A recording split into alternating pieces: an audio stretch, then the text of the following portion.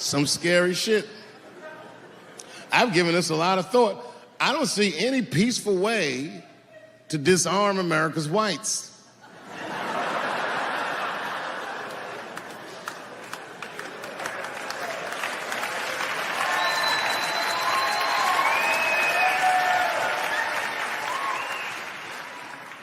There's only one thing that's going to save this country from itself.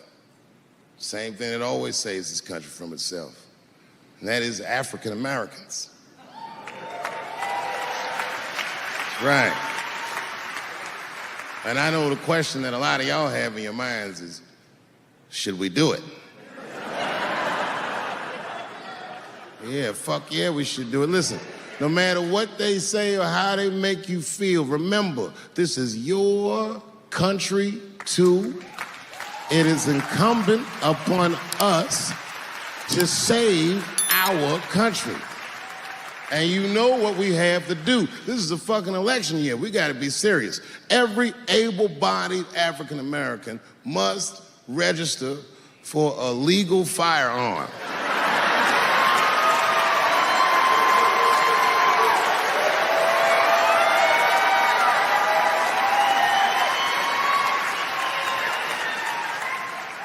That's the only way they'll change the law.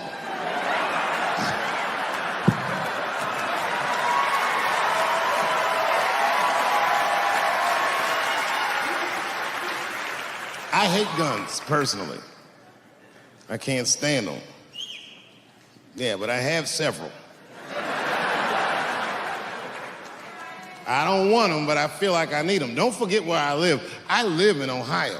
And anyone that knows anything about Ohio knows that even the word Ohio is an old Native American word. It means, literally, land of poor white people.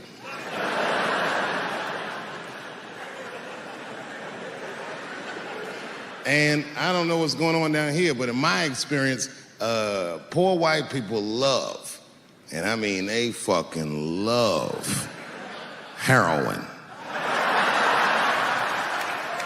They can't seem to get enough of it. I didn't even know what I was looking at first. I was just driving like, why are all these white people so sleepy out here? These things.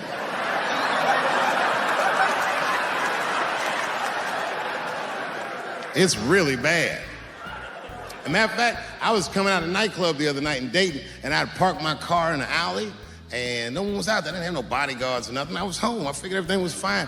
And as soon as I opened my car door, all by myself, suddenly, one of these heroin-addicted whites just pops out of a trash can. It scared the shit out of me. I screamed, ah!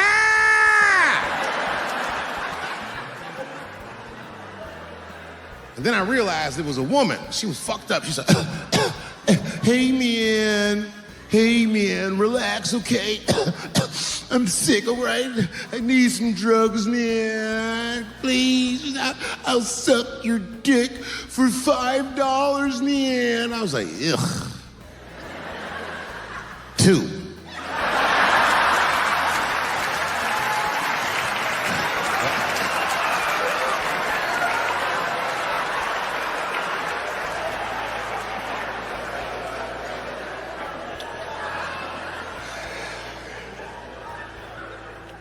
Obviously, I'm joking. This opioid crisis is a crisis. I see it every day. It's as bad as they say. It's ruining lives, it's destroying families. Sadly, you know what it reminds me of, seeing it? It reminds me of us. These white folks look exactly like us during the crack epidemic. You know, it's really crazy to see. And all this shit they talk about on the news about how divided the nation is, I don't believe it. I feel like nowadays we're getting a real good look at each other. It's wild because I even have insight into how the white community must have felt watching the black community go through the scourge of crack. Because I don't care either. Hang in there, whites. Just say no. What's so hard about that?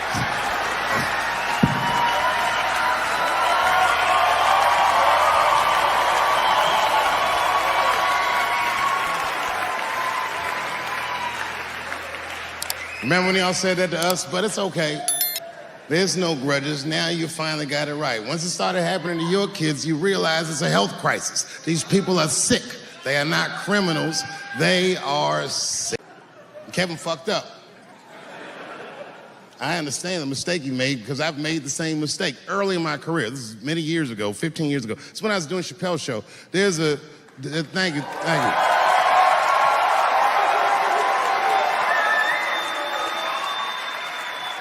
On network television, they have a department that's called Standards and Practices. This is the department that tells you what you can and cannot say on television. And if you're doing your job well, you should never hear from them.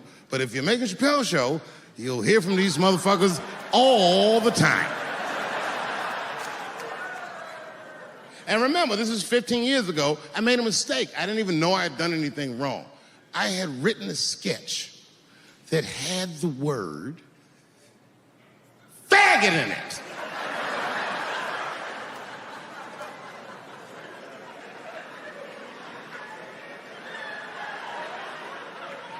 So I had to go to Standards and Practices. They called me up. I don't know why they're calling me, but I like the lady that runs the department. She's usually really fair, and it was one of my favorite people I've ever worked with. So she sits me down. We have a nice conversation. She tells me, oh, the sketches are great. I go, oh, fantastic. Well, then why am I here?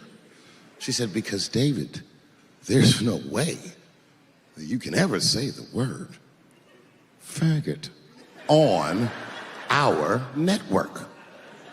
I didn't know I did anything wrong. I didn't try to defend myself. I said, all right, fuck it, I'll take it out. Have a good afternoon. And as I was leaving, it occurred to me, hey, Renee, quick question. It's just a question. Seriously, I want to know, like, why is it that I can say the word nigger with impunity?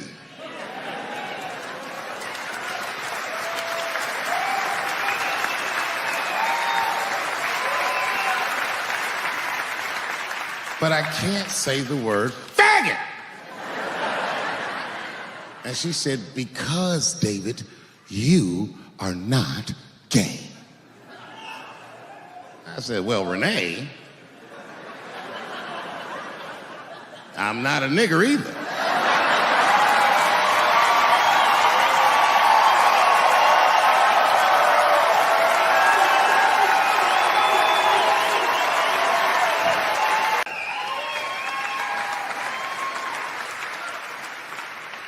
Be that as it may, I'm armed to the teeth. First gun I bought was a 12-gauge shotgun. I didn't want the gun. Remember, though, I'd moved to a farm, and I was sitting there on the porch, and I see a white dude walking across my property, entitled, like he's supposed to be there. He had a rifle over his shoulder, too. Ain't that a bitch? I said, what the fuck is this guy doing on my property? I was mad as shit, but I was unarmed. So I ended up just waving to this motherfucker like a bitch. I was just like...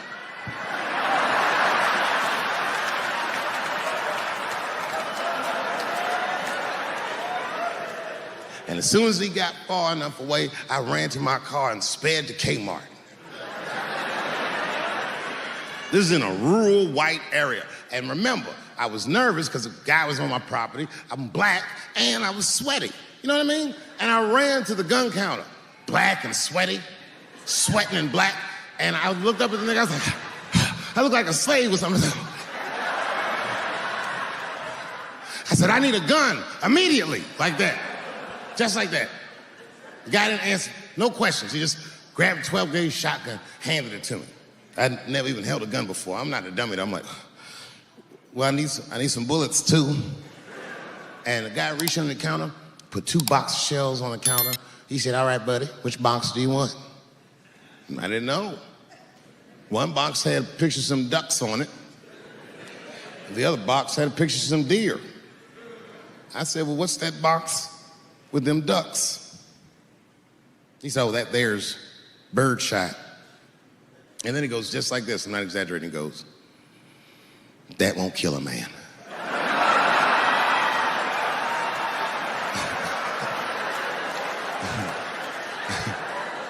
He said, it'll just pepper him up nicely. I said, what the fuck? Pepper? You know what it means to pepper a motherfucker up? It means that when the shell explodes, hot BBs will shoot out of the barrel of the gun, not killing a motherfucker, but penetrating their skin and shallow flesh. Boy, that's gotta hurt. Hot BBs? Ha ha! Remember when Dick Cheney shot a motherfucker in the face and he lived? That was birdshot. I said, well, what's that box with the deer on it? He goes, oh, that there's buckshot. That'll put a hole in the goddamn truck if you wanted to. So which box do you want? And he picked the one with the deer up and shook it.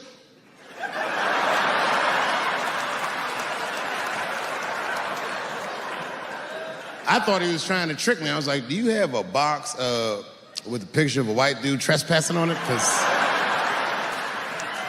it's exactly the strength I'm looking for.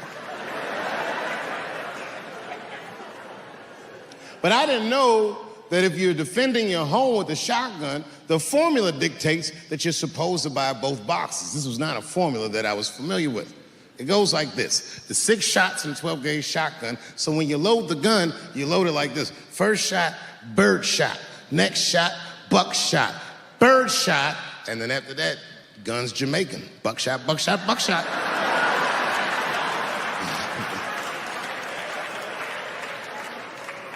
You gotta picture it, okay? Like say I'm in bed, I'm sleeping, and suddenly my wife wakes me up. David, wake up.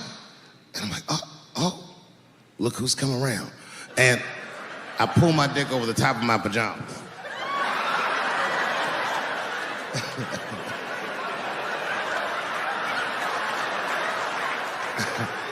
And she says, no, I hear something. I go, oh, this bitch. So I get up out of bed,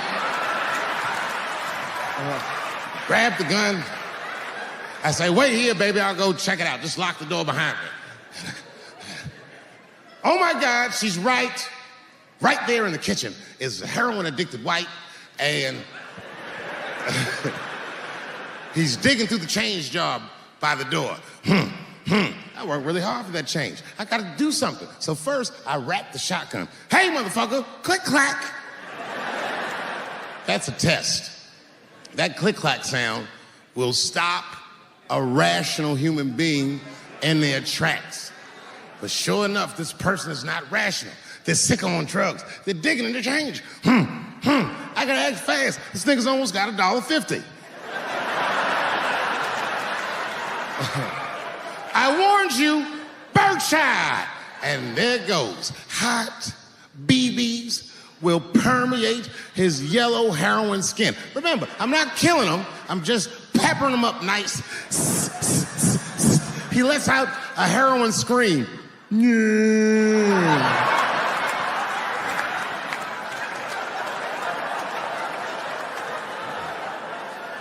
And that should be the end of it. But, I miscalculated. While he's on the ground screaming, I noticed that his teeth are horribly miscolored. That's not heroin at all, is it? That's crystal meth. He pops right back up unscathed. Roar! Time for the heavy stuff. Clack, clack, buckshot! And then if he got a friend with him, I got one more bird shot left, and I repeat the cycle. After that, nigga, it's slugs for everybody. And I'll be in a kitchen full of dying heroin addicts, saying stupid heroin last words. You shot me, bro. It hurts, man. It hurt. The last words are always the dumbest words. Like, why is good barbecue? You don't even think about it. You just.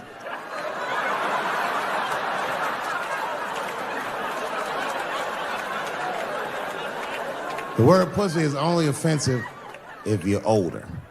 People my age and younger, I don't think we dance to that shit. That song come on the radio, say, I beat the pussy up. That's on the radio. I beat the pussy up. That's a pretty harsh song. It's like nothing like a love song. There's no tracks of his tears, no midnight trains to Georgia. This man simply beats the pussy up. Unbelievable. You don't even know if he's having sex with these women. They might just pull their pants down. He'd be like, "Bah! G-Unit."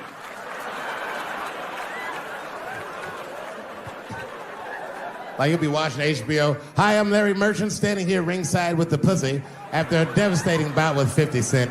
Pussy, come over here and let me talk to you for a second. My God, you look terrible. Your lips seem to be swollen. You're bleeding a little bit. Tell me, pussy, what happened inside of that ring with 50? I don't know, Larry. I felt really good in the first round. I was ready to fight. It's warm and moist, and I don't know. It just hit me from angles I wasn't expecting. Front, left. Backside surprised me the most. Well, pussy, let's take a look at round 4. This is where it all went wrong for you. Here you come out of your corner, pussy. You're fighting really good. It looks like you got 50 with a right and a left, but then 50 slips your jab, and there, right there, you see that? He punches you right on that little bean thing you have on the top of your head. I don't know what that is. But there's 50 just pounding away at that bean over and over. Now, pussy, tell me, what goes through a fighter's mind when their bean gets rattled around like that? I don't think I was thinking anything, Larry. You know, I'm a real good defensive fighter. It's real hard to get to me. I've never been punched directly on my bean before. As a matter of fact, most fighters don't even know that bean exists. I guess he just hit me there and I lost control of my legs. I don't know what else to tell you. I like when Lil Wayne talks about pussy, because Lil Wayne used to have that song. He say, "I got a bitch that plays movies in my jacuzzi." And then it goes like this. Pussy juicy. That shit always makes me laugh, because no guy says that, you know what I mean? Only Lil Wayne would say some shit like that. If he was fucking a girl, she's like, "Is this pussy good?" You're not gonna be like, "It's juicy. It's good." The pussy was juicy. That's why I'm not Lil Wayne, because if I was in a hot tub with a girl and I could tell that the pussy was juicy while I was in the hot tub, I'd probably get out of the tub. I'm a germaphobe. I just picture Lil Wayne like, "What is this strange oil floating in my hot tub water? It's pussy juice." That shit was so funny to me, I must have wrote like no less than 40 jokes with the punchline pussy juice. And all of them worked to some degree 100% of the time. I'll do one more just so you believe me, okay? All right, and this next piece, it's a special episode of CSI. For some reason, Lil Wayne is guest starring as the lead detective, okay? That's the setup. Are you ready? Here it goes. Has anyone else been on this crime scene? No. It's very strange. This place is virtually undisturbed. No forced entry. No sign of a struggle. Shine your flashlight right here. I just slipped in something. What is this? What is this? It glistens in the light. Smooth to the touch.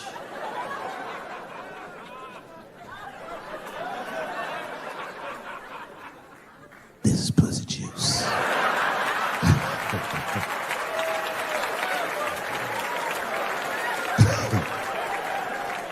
She must have been sitting Indian style. 39 more where that came from.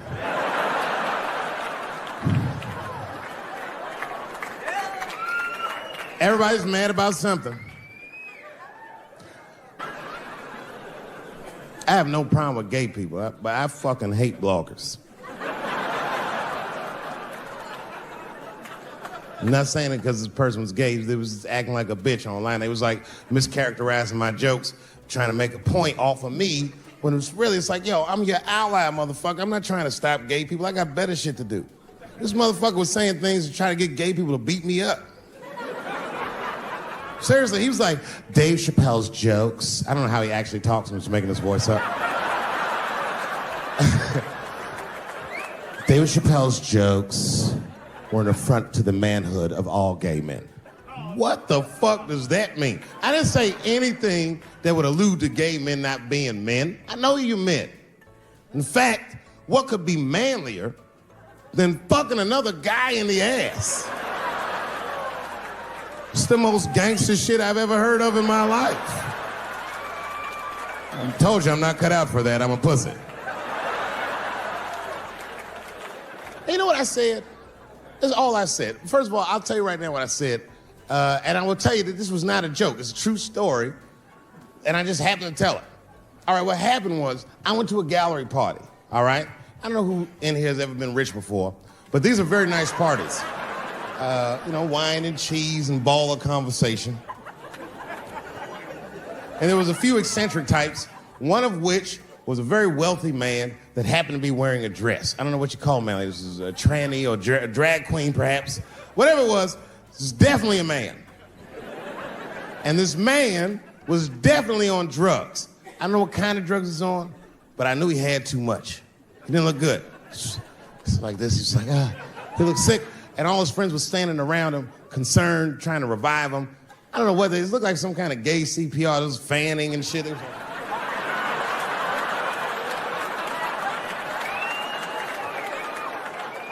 I saw all this from a distance. Now, I should have minded my own business, but I got curious. I was like, oh.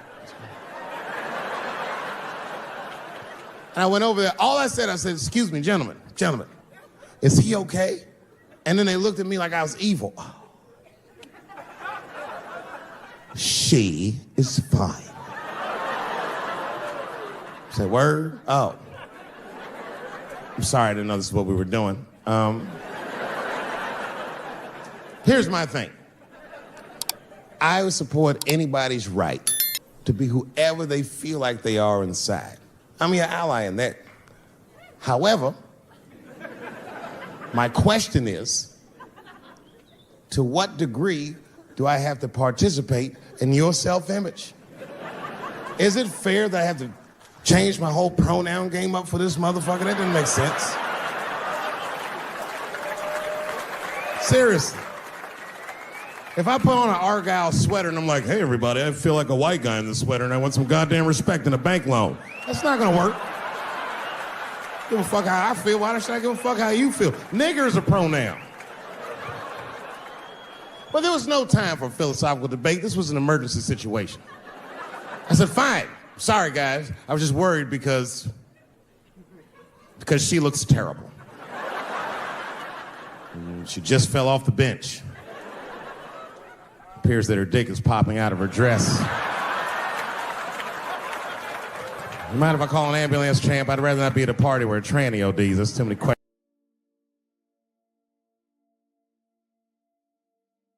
to answer.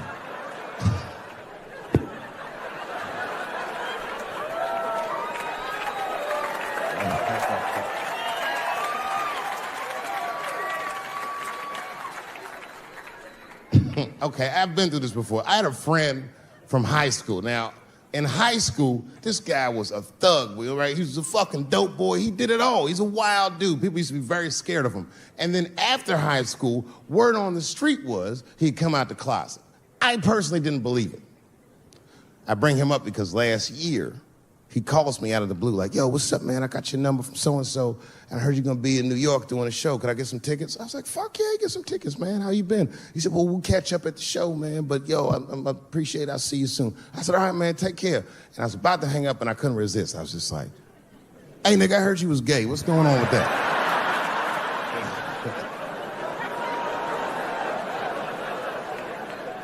And I wish I didn't ask, because he sounded like he was dying to talk about that shit. And he had a long story about it. And it's not that I didn't care, but I was, I don't like talking on the phone. I was watching TV at the same time. So I just wasn't really paying attention like I should. But I was trying to sound supportive, but I didn't really know what to say. So I was just like mumbling shit throughout this conversation. I was just like, well, nigga, you gay, man. You just gay. Like,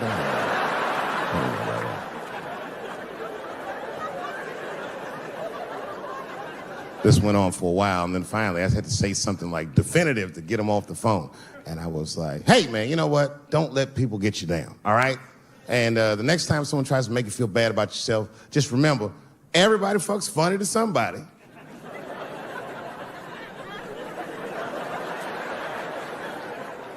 He didn't like that shit. He's like, what the fuck does that mean? I said, huh?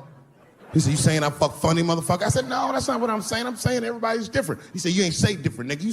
You said funny. What's so fucking funny about the way I fuck? And I said, hey, man, I fuck feet. He said, what? Oh, this is not a joke, ladies and gentlemen. I get women to squeeze their feet together like this, and I fuck them right in that little space in their feet. But you can't build a community behind that shit. There's no flag for us. That shit made him laugh. And the next day, after the show, I saw him backstage. He was like, yo, what's up, man? I'm like, oh, shit, what's going on? And he had his buddy with him. He goes, Dave, I want you to meet Manuel. Manuel's my fiance. We're in New York getting married because it's legal here. I said, well, congratulations, fellas. And Manuel was like, gracias. And he went to go get some drinks. And then my buddy looked at me, he was like, so Dave, what do you think? And I started mumbling again. You gay, nigga, you know, you just gay. He said, yeah, I'm a little nervous about getting married, man. It's a big step. I said, yeah, it is. It's a big step. He said, well, you've been married for a while. You got any advice for us? No, I'm married to a woman. Sorry about that. And he corrected me. He said, no, you married the person that you love. So it's essentially the same. I said, you know, man, the problem with that statement is that it makes the assumption that I love her. But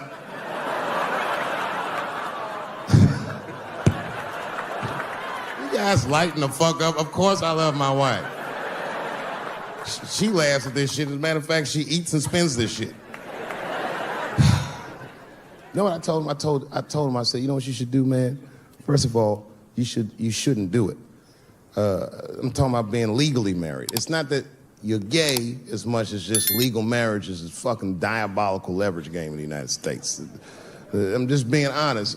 Devoid of religious significance or the idea of love, marriage is nothing but an awful contract that you shouldn't sign. I'm just being real. Because you start out loving each other, and then like 2 years later, you're just building a case against one another for a hypothetical court date that may or may not ever happen. You throw being gay on top of that, that shit is explosive. Like I said, Ray Rice shit. Okay, right after Ray Rice went through all that shit, I was at a party and I met this kid, Michael Sams. You know Michael Sams? Very nice guy. He's the first openly gay NFL player. And Mike's a very nice guy, a very brave guy. But when I met him, I couldn't help but thinking, now what's gonna happen when Michael Sams beats his wife up in the elevator? Is that domestic violence or is that just two niggas working shit out in the elevator, you know what I mean? And right before that tour started, Chris was involved in what we blacks might even consider a goddamn 9/11. Chris got slapped in the face at the Oscars by Will Smith, which was one of the craziest things I'd ever seen. In fact, if you watch it live on television like I did, when it happened, I thought it was fake. I did, and I wasn't sure, so you know what I did? I waited, because unlike you, I know Chris. I waited like 30, 40 minutes, as long as it would take him to get to another party. And I called him on FaceTime, and he picked up. As soon as he picked up, he said, you was the only nigga I had to answer the phone for. Apparently, Obama and Oprah, everybody had called this nigga to see if everything was all right.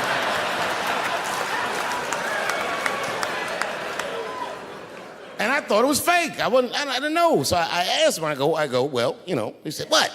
I said, well, did it hurt? And he said, yes, nigga, it hurt. And then I knew that it was real. And then, and only then, was I offended. And I wasn't just offended that he got slapped. That was only half of it. The real offensive part was that after he slapped him, this nigga Will just sat down and enjoyed the rest of his evening. It was crazy. It was just...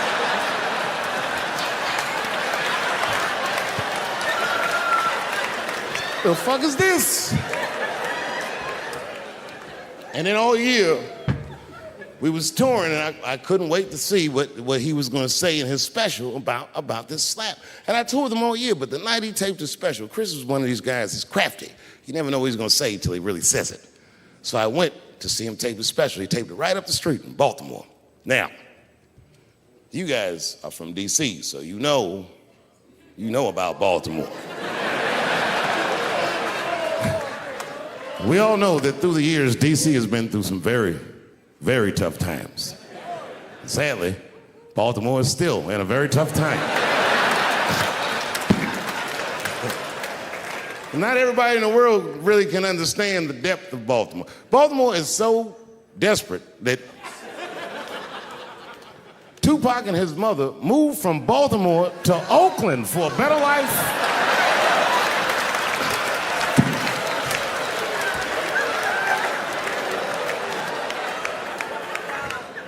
And Chris Rock went so hard in the paint, and I can't believe he did this, he shocked a Baltimore crowd. I didn't even know that was possible. I started doing comedy around here. Shocked them. And you know what he said that got him? He looked at the crowd, he walked out. I didn't expect him to say this. He looked at the crowd, it was all black, Baltimore black.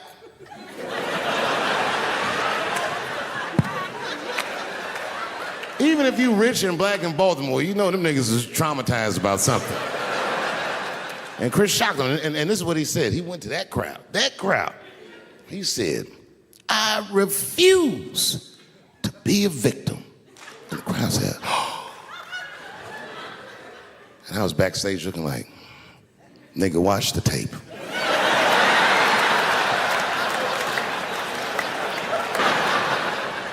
He had been growing dreadlocks.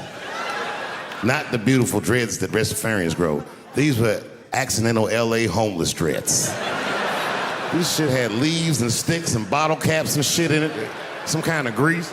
I was like, ugh, like this. And then I fell down. And he knocked me all the way on the ground. And I was like, man, this is a bad situation. I'm like, I don't know if I'm gonna die or what's gonna happen. But in that moment of vulnerability, you know what occurred to me that had never occurred to me before in my life? In that moment, it occurred to me that bodyguards should not wear dress shoes to work. Travis. This nigga Travis came out slipping and sliding on some kind of beautiful loafer and fell flat on his back. Pop. I said, oh my God. Now both of us are down. I gotta handle this shit myself. So I popped right back, boom. And then the kid that knocked me down, he popped out, boom, and we looked at each other and realized at the same time, I was bigger than him. And that motherfucker took off running. And I started to chase him, and I said, fuck him. And I picked the microphone up. I said, I'm gonna finish this show now. That's right.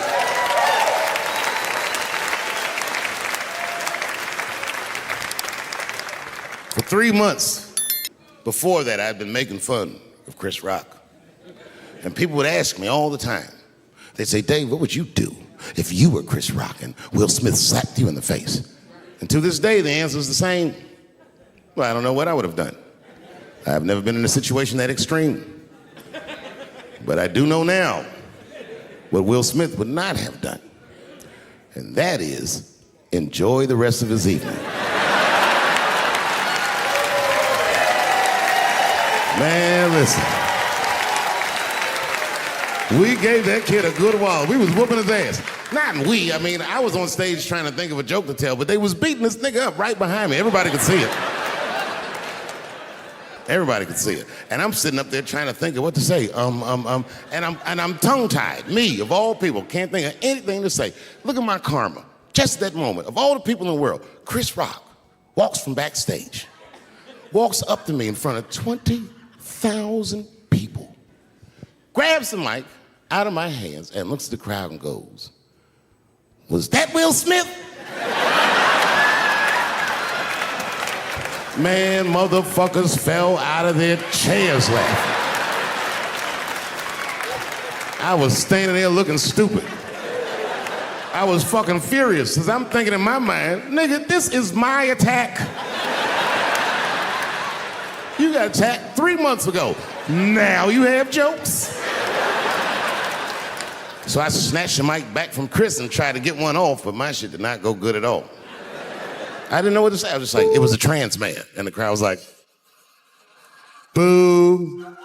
This is LA, we like trans people, boo. I know, I felt so bad. I felt so bad. But I know why I did it. You'd have to be there to understand, but man, when that guy tackled me, it was like it's like a movie or something. You gotta picture this. Picture a famous person you like. Every famous person you could imagine was at that show. It was like the biggest night that Hollywood had ever seen. And when that guy tackled me, he cleared the bleachers. I had to watch the tape afterwards to know this happened, but as soon as he tackled me, Jamie Foxx was the first motherfucker that jumped out of the crowd.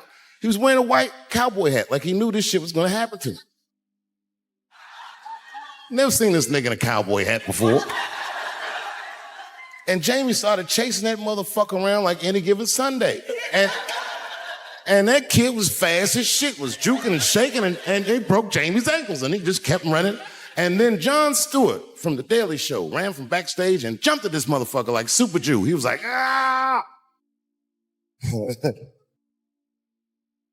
And the kid seen John coming, so he jumped back and John went flying that way. And this kid was fast. And then he turned around. He sees the emergency exit. He starts running for the emergency exit. Just before he got to the door, motherfucking Puff Daddy from Bad Boy Records jumped in front of the door. That nigga was like,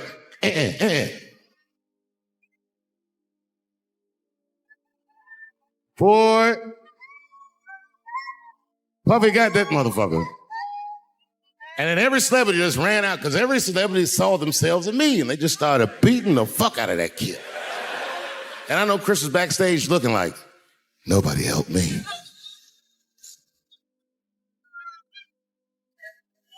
Everybody hates Chris.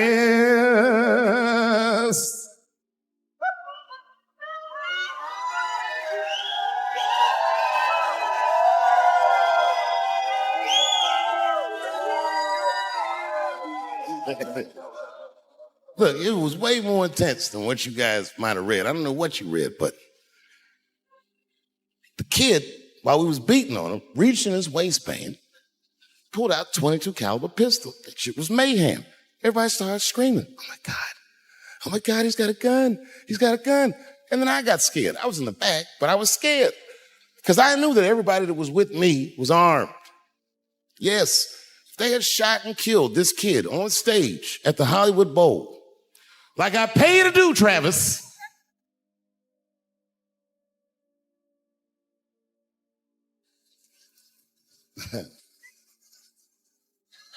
but Travis G'd up. Travis wrestled the gun out of the kid's hand, and then he took it like this and tried to chamber the round, and he couldn't.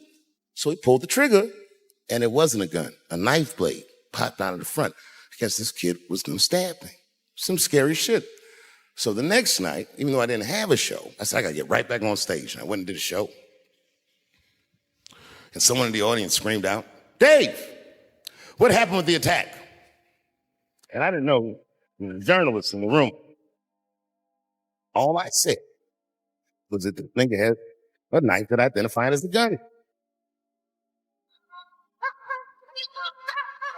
I got 6 more weeks of bad press for that joke. I didn't even do nothing to this nigga. That was not right. That was not right.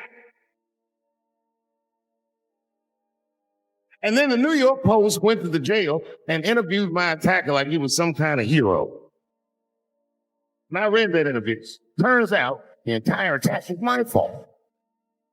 Yes, a trick on. I mean, I had done jokes about the homeless. Turns out this young man was homeless. But I will say, the homeless guys, they're getting place.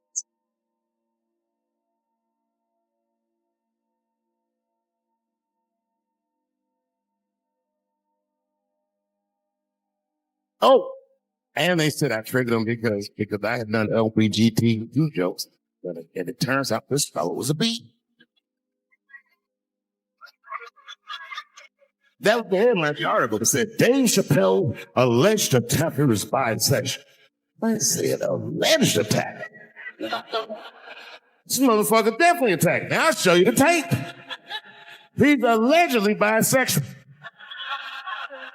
I'm gonna need to see him suck somebody's dick before I believe the rest of the song.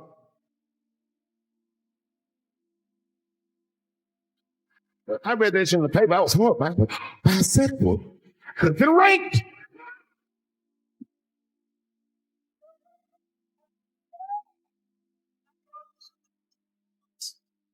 In your life, in any given moment, the strongest dream in that moment wins that moment. I am a very powerful freak. Yeah, I'm not lying.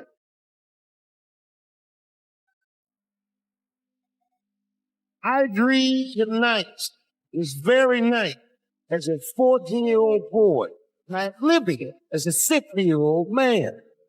My dreams are very strong.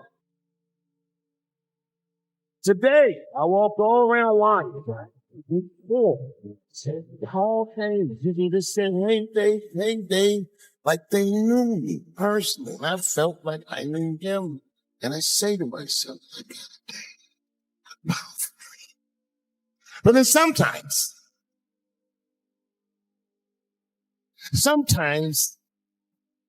I feel that. You know, I myself, you gotta smoke some weed and leave some nightclub. I feel shy. But I wouldn't call some nightclub and I'll see some guy that no one's ever heard of. But this nigga worked all week, he got bottle service. And this is bringing Moet Barclays to him. I picture in my mind he's hurting. He's doing that kind of weird first dance. And he got 6 pictures at his table because we got so much liquor. They all think, don't see it, don't see it.